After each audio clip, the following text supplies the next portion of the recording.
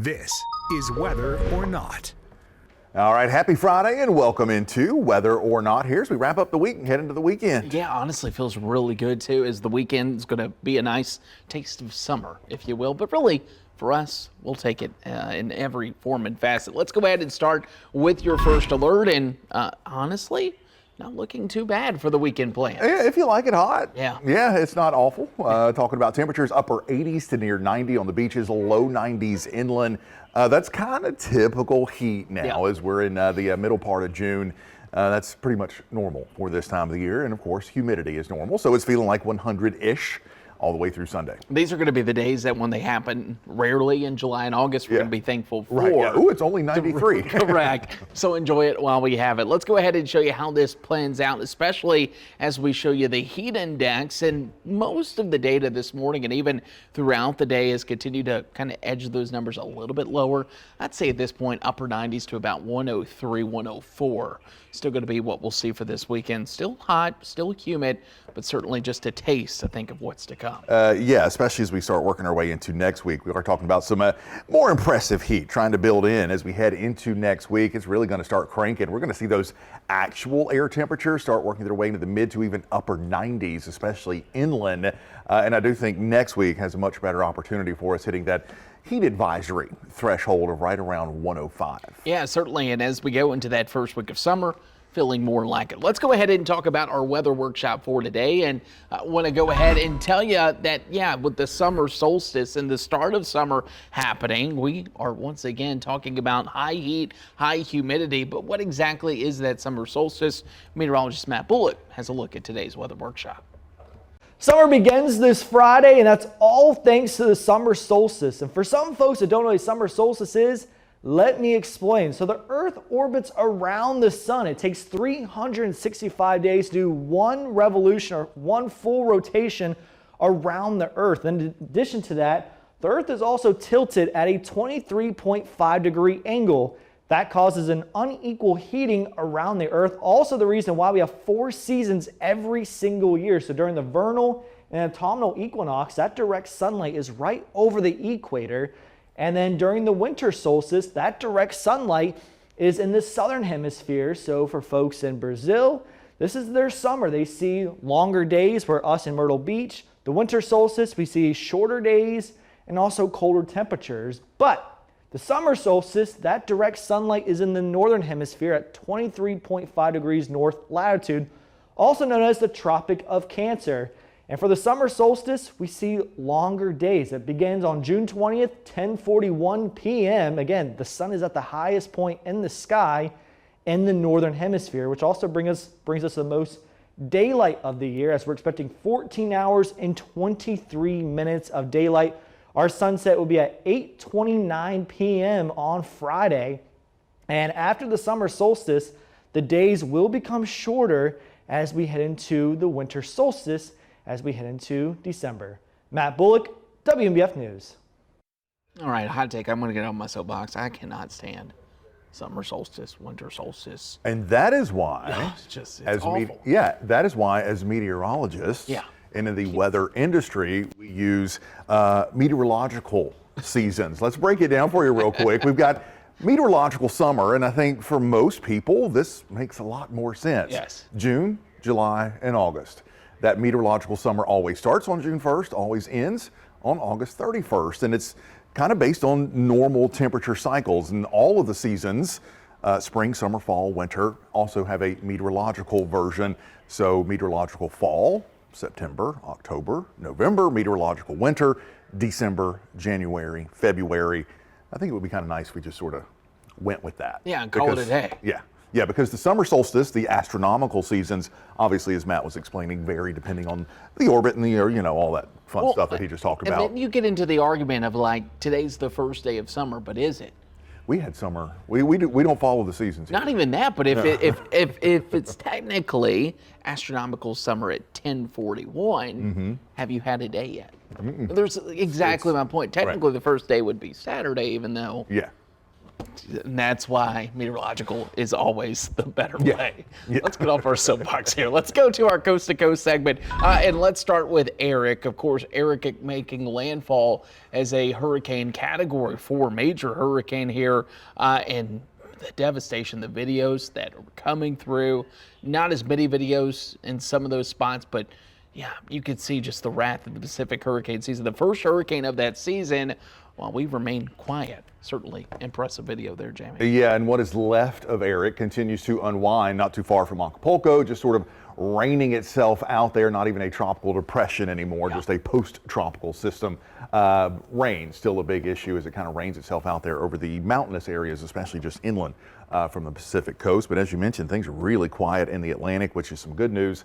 No issues there, and you can see, yeah, what is left of Eric just kind of there in the mountains. It'll be there for a couple more. It'll be some rain. We'll take you out to the Atlantic, and you'll notice the next 7 days, yeah, we're quiet. 0% chance of development, and could be, I was looking back at this, maybe the first time since 2014 that we have not had a named storm, our first named storm in June. We'll see. Yeah, if that normally goes. we'll get like a little week something that spins Like up in June. May Yeah, or late even- May or early June, you'll get something spin up. Could again. be. We'll see. Yeah, it is awfully quiet out there, which, you know, hey, no complaints here. Same. We're going to work while we work. Let's take you to the southeast. And listen, for your Saturday, not a bad one. Very similar to what we had for your Friday. We'll have just the chance of a couple pop-up showers. The atmosphere is drying out so quickly that I think something that develops probably going to be lighter rain compared to what we've had over the past couple of weeks. Temperatures certainly going to be warming up, but still not bad across the area. Yeah, upper 80s, low 90s, just kind of typical summer heat settling in. They had a lot of severe weather across the Northeast yesterday. Things considerably quieter today, and that trend continues into the weekend. Some clouds, a couple of showers there, especially across parts of Long Island over into Connecticut, but overall not really much going on across the Northeast. Enjoying some nice summertime. Temperatures going to climb their way up into the 80s for most spots. They're getting ready for a big heat wave up there for next week. We could see Boston, maybe New York, hitting 100 plus for next week. Ooh. Yeah, the East Coast, Northeast, certainly going to be in for a rude awakening as we go into next week. Where that heat is now, well, it's centered right across the Midwest. There's extreme heat warnings, extreme heat watches, heat advisories, heat indices as high as 110. I've seen a couple forecasts up to 118. Actual temperatures, yeah. Nebraska is baking. We're talking about preheating the oven here. Yeah. They're already baking those cookies as you go into it. 102 in the heart of Nebraska. 102 as you work a little bit down to the south. I mean, look at the heat. Yeah. Not just one state, multiple states. So Chanticleer's going to be baked chickens there in Omaha, 102. It is hot there, no doubt about it. That is where the worst of the heat across the country is, except until you head into the southwest, which, yeah, you'd expect it to be hot in Arizona, New Mexico. It's also really quiet. Maybe a pop-up shower or storm there across the mountains of New Mexico down into deep South Texas with all of that humidity. And there's some of that heat, but even by Southwest standards, 106 in Phoenix, 102 in Tucson, that's actually below normal for them for this time of the year. Yeah, they'll certainly take that, and that drier weather will continue, of course, for the next week or two as they start to gear up maybe for a more active pattern in the weeks. We'll go up well to the West Coast, and yeah, the same story, depending on where you are. If you're in the Northeast, one of the rainiest parts of the country for a reason, more showers, more clouds, and the temperature gradient continues for Saturday as well. You'll be dealing with anything from the 50s all the way to the 70s. Look at the 90s down there in Palm Springs, California. I wouldn't mind being in Spokane. No, not one bit. 57, Yeah, 57 gloomy. degrees with some light rain and drizzle coming down. Sounds pretty Bring good. It on. Yeah. Sounds pretty good to me. We do want to remind you, of course, for tonight, or if you missed it, you're watching this a little bit later over the weekend, that we do have our hurricane special, Plan, Prepare, Protect. That is at 7 p.m. If you're watching this after 7 p.m., maybe catching up over the weekend, we are once again talking about everything you need to know, the worst case scenario for hurricane season here in Myrtle Beach, and maybe some tips and tricks that you haven't thought of to help you out for that upcoming season. Yeah, looking forward to it. We had a good time putting that together. All right, let's go ahead and you know what time it is. Woo. Time for our Friday Happy Hour segment. Let's get started. Trying to scrub the in-allness off of us, and I think we've done that. But we've won 25 straight, and we don't hide behind that. We've got 55 wins this year, so the confidence can't be any higher.